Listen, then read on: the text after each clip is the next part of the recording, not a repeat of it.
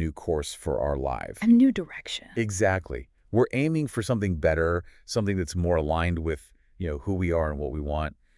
But that kind of transformation, it doesn't happen overnight. It's like those overnight oats. They're not really overnight, are they? Huh. Good point. It takes time, effort, and a willingness to, ride the wave. Ride the waves. I like that.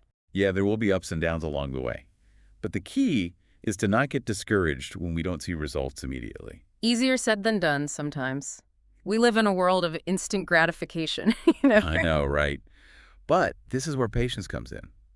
It allows us to trust the process, to know that we're on the right track even when we can't see the finish line. So instead of getting frustrated and giving up, we need to remember that, good things take time. Exactly. One source, it's a book on personal growth. It compares this process to planting a seed.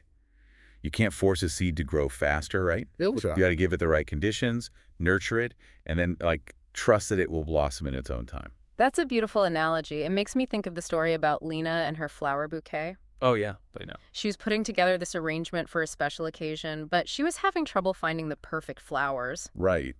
And she could have just settled for whatever was available, but she had this vision in mind. She knew what she wanted. Exactly. And because she was patient and persistent, she was able to create something truly special. Her bouquet wasn't just a bunch of flowers, it was like a work of art. It reflected her creativity and her commitment to excellence. Which brings us back to patience. It's not about being passive or giving up. It's about actively pursuing our goals while also trusting that things will unfold in the right way. Yes.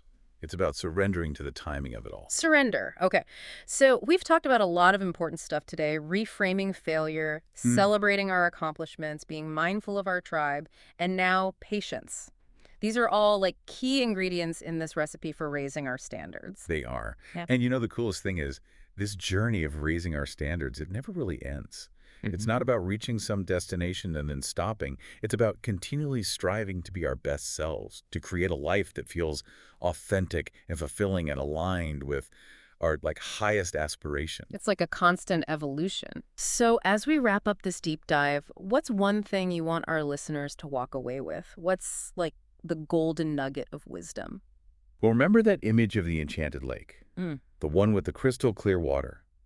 I want you to imagine yourself standing at the edge of your own enchanted lake. The water, it's reflecting all the beauty and potential that's within you. Okay, I'm picturing it. What steps can you take, starting today, to move closer to that lake, to create a life that truly reflects your worth? That's such a beautiful image and a powerful question for us all to ponder. It is. Well, thank you so much for joining us on this deep dive into raising our standards. It's been an inspiring conversation. My pleasure. It's been fun. We hope you've gained some valuable insights, maybe some practical tips, and a renewed sense of motivation to go out there and create a life that truly lights you up. And remember, you are worthy of the best. Keep striving, keep growing, and keep shining your light. We'll see you next time on The Deep Dive.